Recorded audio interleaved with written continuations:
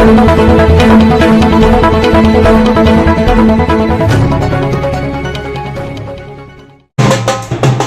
ले लो काले रह गयो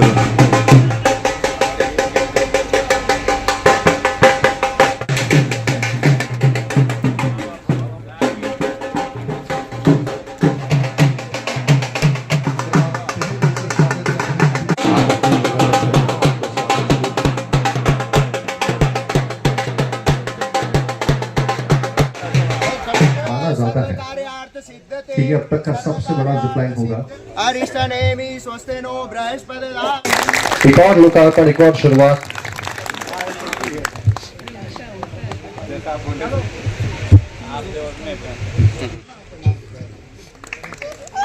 उनका स्वागत करें अभिनंदन।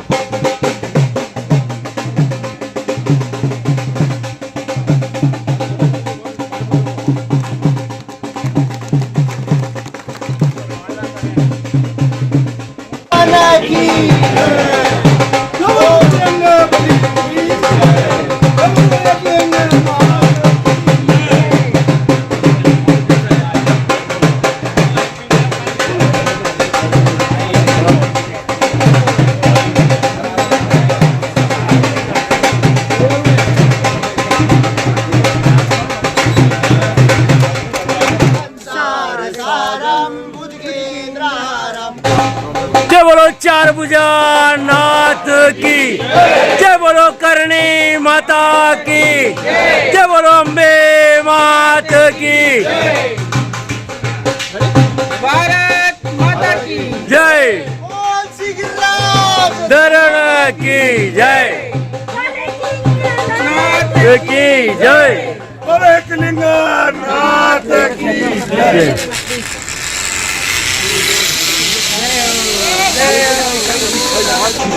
हेलो हेलो जय जय हो हमारे मेले साहब की जय। हमारे को एक से बढ़कर एक सौगातें दी है और उनके हाथों से, उनके कर कमलों से आज इसका शुभारंभ हुआ है। तो जयकारा तो बनता कि नहीं, मैं भाषण नहीं दूंगा। भारत माता की भारत माता की वंदे मातरम वंदे मातरम। बहुत बहुत धन्यवाद गुलाब जी भाई साहब। ये जो माणिक्यलाल वर्मा और दीनदयाल उपाध्याय जिस तरह से देखते हैं, मुझे लगता है ये जो माणिक्य शब्द है, ये इस तरह के जो प्रयोग हैं वो निश्चित रूप से हमारी माटी से जुड़ेंगे और आमजन के लिए बहुत महत्वपूर्ण होंगे। मैं वन विभाग के माननीय अधिकारीगण यहाँ हैं, एक ही आग्रह करूंगा, पिछली बार सज्जनगढ़ पर आग लग गई, बहुत नुकसान हुआ, उसकी एक नकारात्मक चर्चा हुई, मुझे लगता है उसका कोई ना कोई समाधान निकालो आप, तो बहुत अच्छा होगा। आगे सारी चीजें मैं प्रणाम करता हूँ, यही शब्दों को नमस्कार। पर्यटन के लिए एक नई शुरुआत और आज हुई है। मैं सोचता हूँ पहला जिपलाइन का प्रयोग हमने, उससे सारा उस क्षेत्र का जितने भी 60 लोग, तो सारे के सारे आदिवासी आदमी या औरतें हैं, वो पिछले 10 साल से वहाँ रोज काम कर रहे हैं। शायद बाकी जगह पर कोविड में काम का पैसा नहीं दिया होगा, पर हमारी जिपलाइन की आमदनी के कारण से हमने कोविड में भी उनको 100% उनका डेली का जितना पैसा बनता है वो पैसा हमने उनको दिया। टूरिस्ट भी गया और लोकल लोगों को रोजगार भी मिला। तो वास्तव में ये जो हमने आपका जो सज्जनगढ़ का बनाया है, ये हमने बहुत ज्यादा पैसे नहीं लगा। उस समय 20 करोड़ रुपया लगा था, बाद में और थोड़ा बहुत ऐड हुआ। वो हमने अब तक वो पैसा कमा लिया। तो सामान्यतः जो स्थान बनाए हैं उनको स्वयं के बूते पर खड़ा होने का तरीका निकाला, ताकि उससे जो आमदनी है उससे वो स्थान मेंटेन हो और लोगों को रोजगार भी मिल जाए। और उसके कारण से जो सज्जनगढ़ का आपको पिकनिक करने जाते थे तब वहाँ पिकनिक में जो भी काम करते थे, वहाँ जो कुआं था उसी से पानी निकालते थे और वही पानी काम में लेकर के पिकनिक करके वापस आते थे। लेकिन उसके बाद हमने पीछे से एक कुएं से 2 जगह लिफ्ट करके और कुएं का पानी ठेठ सज्जनगढ़ पे पहुंचा दिया और उसके कारण से आज सज्जनगढ़ के किले से जो आमदनी होती है वो भी एक तरह से बराबरी का मुकाबला कर रहा है। सज्जनगढ़ जो नीचे बायोलॉजिकल पार्क है वो और सज्जनगढ़ का जो किला है वो दोनों की आमदनी लगभग बराबर आ रही है और जो करोड़ों में है। तो कोशिश की कि इस सुंदर शहर को सुंदर कैसे बनाएं। ये जो आपको आज करणी माता जो जा रही रोप है, हम पहले सब पैदल चढ़ते थे, लेकिन बाद में हमारी सबकी उम्र ऐसी हो गई कि सीढ़ियाँ चढ़ने का मतलब 4 बार विश्राम लेते तब करणी माता के दर्शन होते।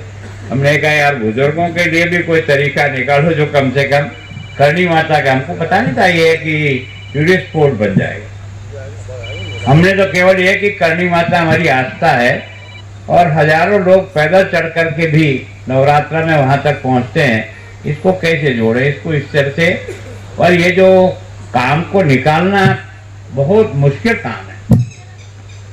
आपने देखा होगा ये अभी बैठे हैं, ये लव कुश वाटिका जो पीछे बनी है, आप कभी इसमें जाके आना, आपको लगता है कि ऐसी सुंदर जगह अभी तक उदयपुर में कहीं है ही नहीं।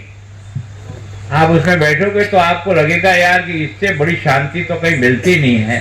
जो शांति का वातावरण वहाँ है, जो छोटे छोटे पानी के टैंक बनाए हैं, छोटी छोटी जो फुलवाड़ियाँ बनाई है, बच्चों के लिए खेलने के सामान वहाँ दिए हैं, तो उससे भी ये विकसित। और सच में जो पहले टूरिस्ट आता था और जो अब आ रहा है उसमें कई गुना वृद्धि हुई। और हमारा जो रोजगार का सबसे साधन बना है वो हमारा टूरिस्ट बना है। आज की तारीख में इतनी होटलें बनी हैं कि आपको उनके नाम भी पता नहीं हो, और आपको ये पता ही नहीं होगा कि अभी ये सज्जनगढ़ और सज्जनगढ़ के पीछे कितनी बड़ी बड़ी होटलें बनी हुई है जहां लोग आकर के अपनी शादियों का बुकिंग करते हैं। तो मैं सोचता हूं कि शहर हमारे राजा महाराजाओं ने भी सुंदर बनाया, पर जब तक ये झीलें भरी नहीं रहे तो उदयपुर की सुंदरता को एक दाग लग जाता है। आपने देखा होगा अकाल के समय में हम सब फुटबॉल खेले थे, यहाँ साइकिल चलाते थे, इसी में मोटरसाइकिल सीखते थे, इसी में कार सीखते थे।